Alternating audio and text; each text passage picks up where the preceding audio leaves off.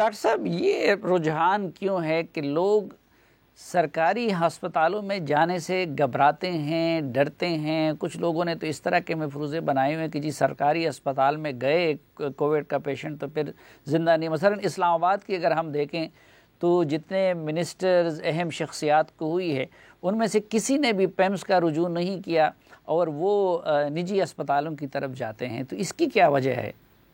اس کی وجہ یہ ہے سلیم صاحب کہ سچی بات یہ ہے کہ ہم باوجود اس کے کہ ہمارے بہت سے سرکاری ہسپتال اچھی کیئر پرووائڈ کرتے ہیں، لیکن وہ کنسسٹنٹلی اچھی کئی دفعہ نہیں ہوتی، اس میں گیپس ہوتے ہیں۔ اور سچ بات یہ ہے کہ ہم تو اس وقت ہی یہ کلیم کر پائیں گے کہ سرکاری ہسپتال ٹھیک ہو گئے ہیں جب ہمارے ڈیسیجن میکرز جو ہیں وہ اپنا وہاں علاج کرائیں گے، تب یہ بات واضح ہوگی، پروف ہوگا کہ واقعی یہ اپنا طریقہ علاج اس لیول پہ لے ہیں جہاں ہمارے جو وی آئی پیز ہیں، جو ہمارے معاشرے کے معززین ہیں، جو ہمارے معاشرے کے فیصلہ کرنے والے لوگ ہیں، وہ وہاں جب جائیں گے تو مجھے پروف ہوگا۔ تو ابھی ہم تھوڑا ذرا اس معاملے میں شاید کنسسٹنٹلی وہ ایفرٹ نہیں پرووائڈ کرتے۔ لیکن یہ میں آپ کو بتاؤں کہ سرکار کے بہت سے ہاسپٹلز میں، اور یہ میں صرف کسی ایک جگہ کی نہیں بات کر رہا، تمام صوبوں میں بہت کوشش ہوئی ہے کیئر امپروو کرنے کی، چاہے کے پی ہے، سندھ ہے، پنجاب ہے، نیشنل ہے، اے جے کے، ہر جگہ ہر پروونس نے، علاقے نے، اسلام آباد، انہوں نے کوشش کی ہے کہ جو ان کے اپنے اسپتال ہیں ان کو اپ گریڈ کیا جائے، اس میں اویلیبل فیسلٹیز کو بہتر کیا جائے۔ تو یہ میں آپ کو کہہ سکتا ہوں کہ جب یہ وبا شروع ہوئی تھی اس کی نسبت آج ہم اس کی کیئر میں زیادہ مہارت اور ایکسپرٹیز رکھتے ہیں۔ لیکن کیا یہ وہ ہے جس پہ میں آج تسلی سے آپ کو کہہ دوں کہ ہم کسی ایک مقام پہ پہنچ گئے ہیں؟ بالکل بھی نہیں، ہمیں بہت آگے جانے کی ضرورت ہے۔ ہمیں بہتر نرسنگ، کرٹیکل کیئر، بہتر ڈائگنوسٹکس، بہتر انفیکشن کنٹرول، یہ وہ ساری چیزیں ہیں جس کے بغیر یہ معاملہ ٹھیک حل نہیں ہوگا۔ لیکن آپ کو میں بتاؤں یہ موقع ہے ہمارے لیے ایک ویک اپ کال ہے، اور ہمیں قدرت نے ایک اپرچونٹی دی ہے کہ ہم اپنے ہیلتھ سسٹم پہ انویسٹ کرنا شروع کریں اور اس کو بہتر کرنا شروع کریں۔ اچھا ڈاکٹر صاحب، ظاہری بات ہے کہ اس حوالے سے مکمل سکون تو تب آئے گا کہ جب ویکسین آ جائے، استعمال ہو جائے۔ تو ویکسین کی پاکستان میں اس وقت جو چائنیز ویکسین کی یہاں پہ ٹرائل ہو رہی تھی، تو اس کی کیا پوزیشن ہے؟ کب تک ہم یہ توقع کر سکتے ہیں کہ پاکستان میں کسی ویکسین کا باقاعدہ استعمال شروع ہو جائے گا؟ سلیم صاحب، وہ جو ویکسین کا ٹرائل ہے وہ بہت اچھا جا رہا ہے۔ اچھے سے مراد یہ ہے کہ اس سٹیج کے اوپر تو ہماری کوشش یہ تھی کہ بھئی ہم اس میں حصہ لیں، اس میں انرولمنٹ ہو۔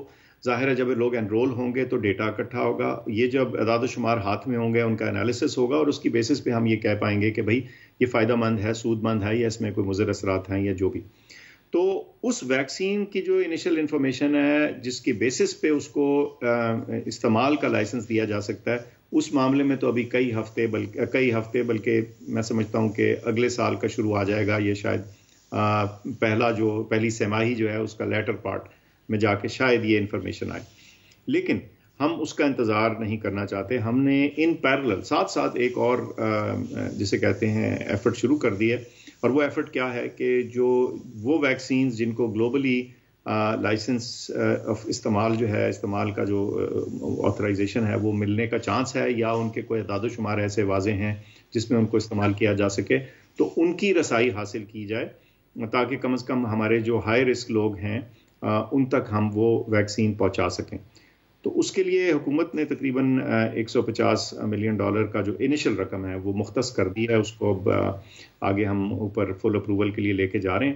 تو امید ہے کہ ہم اگلے چند ہفتوں میں یہ چیز فائنلائز ہو جائے گی، تاکہ جب بھی یہ ویکسینز گلوبلی اویلیبل ہوتی ہیں، جو میرا خیال ہے کہ فروری 2021 سے پہلے نہیں ہوں گی، لیکن بہرحال اللہ کرے جتنی جلدی آ سکیں، تو کم از کم ہماری پروکیورمنٹ ان کی ایک ایمرجنسی جو پہلا لاٹ ہے جو سب سے خطرناک، سب سے ایٹ رسک لوگ ہیں، ان میں استعمال کے لیے ہمارے ہاتھ میں۔ ڈاکٹر صاحب، اس میں پریفرنس آپ لوگوں کی کون سی ہے؟ کیونکہ اب جو فائزر کا ہے وہ تو جتنا ٹیمپریچر اس کو چاہیے وہ پاکستان میں نہیں آ سکے گا، دوسرا آکسفورڈ والا ہے، چائنیز ہے، لیکن اس میں پھر پلیسمنٹ کا بسروز میں دیکھ رہا تھا کہ برطانیہ اگرچہ آکسفورڈ کا اپنا بھی بنا رہا تھا، لیکن انہوں نے امریکی ویکسین کے لیے جو آرڈر پلیس کیا ہے تو شاید ان کا نمبر مارچ میں آ جائے۔ تو ایک ہماری پریفرنس کون سی والی ہے، اور کیا ہم نے آرڈر پلیس کیا ہے کہ کم از کم کہیں ہمارا بھی تو نمبر آ جائے؟ سلیم صاحب، ساری جو میجر کمپنیز ہیں ان کے ساتھ بڑی ایکٹیو اور جسے کہتے ہیں نا کلوز نیگوسیشن چل رہی ہیں. چونکہ ان سب کے ساتھ آپ نے وہ نان ڈسکلوجر وغیرہ سائن کیے ہوتے ہیں، تو اس لیے اس وقت کسی ایک کا یا دوسرے کا نام بتانا مناسب نہ ہوگا. لیکن یوں سمجھ لیجئے کہ جو ٹاپ کی 8 درجن 6-7 جو ٹاپ کی ویکسینز ہیں، ان سب کے مینوفیکچررز اور کنٹریز کے ساتھ ہماری کانورسیشن چل رہی ہے. اور ابھی ہم نے آرڈر پلیس نہیں کیا، لیکن بس یہ تقریباً سمجھیے یہ معاملہ آخری مراحل میں ہے. اگلے چند دنوں میں انشاءاللہ اس پہ کچھ فیصلہ ہو جائے گا. اچھا ڈاکٹر صاحب، یہ عموماً جب سردی کا موسم آ جاتا تھا تو اس سے بہت پہلے یہ جو فلو کے ویکسین ہے اور نمونیا کے ویکسین ہے وہ پاکستان میں ہر سٹور پہ دستیاب ہوتے تھے. اس مرتبہ آپ جیسے صاحب علم اور ذمہ دار شخصیت اس منصب پہ بیٹھے ہوئے تھے، تو ہمیں تو توقع تھی کہ ان چیزوں میں کبھی کوئی کمی نہیں آئے گی. لیکن اس وقت پاکستان میں وہ فلو اور نمونیا کا ویکسین بھی اویلیبل نہیں ہے. تو یہ کیوں گورنمنٹ نے بر وقت اس کے لیے آرڈر پلیس نہیں کیا؟ یہ بڑا بہترین آپ نے سوال پوچھا. اس کا سادہ جواب یہ ہے کہ ہوا یہ ہے کہ جو فلو کی ویکسین ہے یہ پچھلے سال، اچھا ایک تو یہ کہ فلو کی ویکسین ہر سال اس کا جو سٹرین ہے وہ نیا بنایا جاتا ہے، کیونکہ فلو کی شکل جو انفلوئنزا ہے نا، جو سیزنل انفلوئنزا جیسے آپ کو پتا ہے، اس کی حیات اس کی صورت بدل جاتی ہے، تو ہر دفعہ نئی ویکسین بنتی ہے. لیکن جب نئی ویکسین بنتی ہے ٹپکلی اس میں ٹرائی ویلنٹ ہوتی تھی، یعنی اس میں 2 انفلوئنزا اے کے سٹرین ہوتے تھے، ایک انفلوئنزا بی کا، اور وہ نیا ماڈل آ جاتا تھا ویکسین کا ستمبر میں تقریباً، اور پھر وہ استعمال ہونا شروع ہو جاتا تھا. اس دفعہ ہوا یہ کہ ان کی جو وہ تھی ویکسین کی ٹائپ، وہ تھوڑی بدلی اس طرح سے کہ وہ کوارڈری ویلنٹ ہو گئی، یعنی اس میں 4 سٹرین آ گئے، 2 انفلوئنزا اے کے، 2 انفلوئنزا بی کے. چونکہ وہ نئی ویکسین کے کیٹیگری میں آ گئی تو اس کا از سر نو اپروول چاہیے تھا، جو قانون ریپ کا ہے اس کے تحت. اس اپروول میں کچھ ٹائم لگا، اس وجہ سے اس میں ڈیلے آئی. اور ایک چیز دوسرا یہ ہوا ہے کہ کووڈ کی وجہ سے دنیا بھر میں ایک سینسٹائزیشن اس کی بڑھ گئی، تو جو گلوبل ڈیمانڈ ہے نارمل سیزنل انفلوئنزا ویکسین کی، اس میں بھی اضافہ آیا، تو تھوڑی سی شارٹیج اس کی وجہ سے آئی. اور اس وجہ سے یہ ہوا، یہ بالکل اچھا نہیں ہوا، اور میں سمجھتا ہوں کہ اس کا بر وقت فیصلہ ہونا چاہیے تھا. اس کا اپروول ہم نے جا کے ستمبر کے وسط میں دیا نئی دوائی کا. یہ اس سے پہلے ہو جانا چاہیے تھا. اگر پہلے ہو جاتا تو ممکن ہے کہ یہ دوائی جسے کہتے ہیں موجودہ جو ہمیں تنگی آ رہی ہے وہ نہ دیکھنی پڑتی.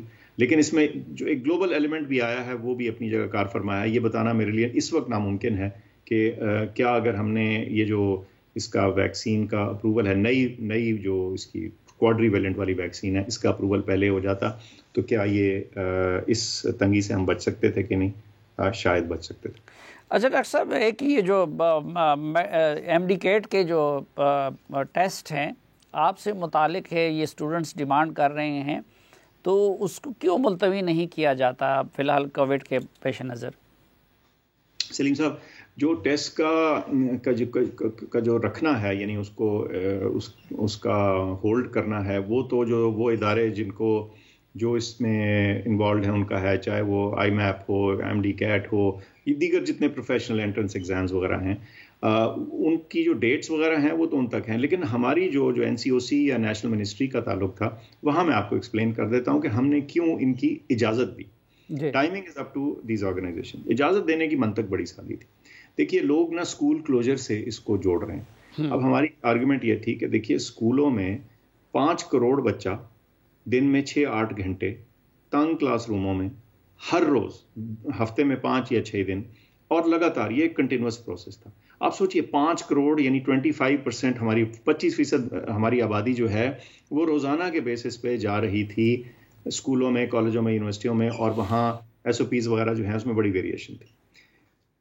اس سے اگر آپ یہ کمپیئر کریں تو 1,29,000 بچے نے امتحان دینا. پہلے اوریجنلی 100 سینٹر ہوا کرتے تھے، اب 200 سینٹر ہیں، 198 سینٹر ہیں. کسی سینٹر میں 500-600 سے لوگ زیادہ نہیں ہیں. یہ وہ بچے ہیں جو ڈاکٹر بننے کے خواہش مند ہیں، تو سمجھدار پڑھے لکھے بچے ہیں. ان سے ماسک کا استعمال اور سینٹر کے اندر ایس او پیز کا جو انفورسمنٹ ہے وہ نسبتاً بہت زیادہ آسان ہے اور ڈویبل ہے. تو اس لیے ہماری ریکمنڈیشن اور گائیڈ لائن تو یہ تھی کہ وہ ایسے ٹیسٹ جس میں کورس کمپلیشن کا کوئی معاملہ نہیں ہے. دیکھیں، اگر تو آپ نے اسکول بند کر دیا اور ابھی کورس مکمل نہیں ہوا تو اس کا امتحان تو آپ نہیں لے سکتے، تو وہ الگ معاملہ. لیکن وہ تمام چیزیں جس میں ملک کا سسٹم جو ہے وہ کمپلیٹ ہالٹ پہ نہ آ جائے اور رسک کو میٹیگیٹ یا مینیج کیا جا سکے ان کی اجازت ہونی چاہیے. تو یہ منطق تھی ہماری اجازت کو دینے کی. ڈاکٹر صاحب اس حوالے سے آپ لوگوں نے کوئی ڈیٹا اکٹھا کیا ہے؟ کیونکہ پاکستان میں تو ایک بڑی تعداد ان لوگوں کی ہے کہ جو کورونا کو مانتے ہی نہیں ہیں، پھر اگر مانتے ہیں خصوصاً دیہات میں وہ ٹیسٹ نہیں کرتے، اور شاید اگر کوئی مر بھی جائے تو وہ پہلے تو لوگ کہتے تھے کہ جی مر جاتے اس کو کورونا میں ڈالتے، حالانکہ اب بہت سارے کورونا کی وجہ سے مر رہے ہیں لیکن وہ کسی اور بیماری سے منسوب کیے جاتے ہیں. تو کتنے پرسنٹ لوگ ایسے ہوں گے؟ یہ جو ہمارا ڈیٹا تو صرف ٹیسٹ کی بنیاد پہ آتا ہے، تو ایکچوئل انفیکشن پاکستان میں کتنے زیادہ ہوگی؟ آپ کی کیا رائے ہے؟ جیسے آپ نے کہا نا کہ اب سوال آپ یہ پوچھ رہے ہیں کہ جو ہمارے جو ٹیسٹ ہیں جو ہم کر رہے ہیں ان کی ایک محدود تعداد ہے، اب وہ ساری پاپولیشن تو ہو نہیں رہی، تو اس کی بیسس پہ آپ کس حد تک ایکسٹریپولیٹ کر سکتے ہیں ٹوٹل پاپولیشن کی انفیکشن کو اور جو برڈن آف ڈیزیز ہے ہمارے سسٹم پہ. بالکل ٹھیک ہے. اچھا، اب اس میں اس کو چیک کرنے کے لیے ہم نے ایک سیرولوجک سروے کیا، اور بڑا وہ سسٹمیٹک طریقے سے تھا، ایک انٹرنیشنل کولیبریشن کے ساتھ تھا. اس سروے میں ملک کو کہ رورل اور اربن دونوں ڈسٹرکٹس میں ہائی رسک اور لو رسک، جہاں ہمارا خیال تھا کہ بیماری زیادہ ہے یا کم ہے، ایک بڑے سائنٹیفک طریقے سے مناسب سیمپلز چن کر کے گھر گھر جا کے یہ سروے ہوا. پہلا اس کا سروے ہوا تو اس میں جو اوسطن پرسنٹیج تھی وہ تقریباً 11% کے قریب تھی. پھر اس کے بعد ایک ری سروے ہوا ہے، اب جو سیکنڈ سروے ہے اس میں ایک اور پرسنٹیج آ رہی ہے، وہ 7% کے قریب ہے. تو ہمیں تھوڑا سا اندازہ یہ ہو رہا ہے کہ ایکچوئل بیماری کی جو پھیلاؤ ہے وہ تقریباً کتنا ہے. اس سے یہ تو ایگزیکٹ نمبر تو آپ نہیں بتا سکتے، لیکن یہ ضرور پتہ چل سکتا ہے کہ بیماری کا پھیلاؤ جو ہے جہاں نہیں بھی ڈیٹیکٹ ہو رہا، جہاں کوئی ٹیسٹ نہیں کرا رہے، لیکن سروے کے اندر تو بہرحال جب آپ ان کا ٹیسٹ لیں گے جو اینٹی باڈی ٹیسٹ ہے تو اس سے کچھ اندازہ ہو جائے گا. تو اس کے جو ڈیٹیل نتائج ہیں وہ آگے چند دنوں میں ہم پبلش کرنے والے ہیں. اس کی انیشل بریف ہم نے ایک تھوڑی پریس ریلیز دی تھی، تو اس سے یہ ضرور پتہ چل جائے گا کہ ایکچوئل بیماری کا پھیلاؤ ہے کیا. کیونکہ بالکل بات ٹھیک ہے کہ پی سی آر ٹیسٹ ہر ایک تو جا کے نہیں کرائے گا، ہو سکتا ہے کسی کو ہلکے سمٹمز ہوں یا نہ سمٹمز ہوں، جیسے اے سمٹومیٹک والے ہیں، یا ہو سکتا ہے کوئی ٹیسٹ کرانا نہ چاہے یا افورڈ نہ کر سکے، یا اس کو پتہ نہ ہو کہ فری ٹیسٹ کہاں سے ہوتا ہے. تو یہ ساری پاسبلٹیز کو مد نظر رکھتے ہوئے یہ سروے کیا گیا.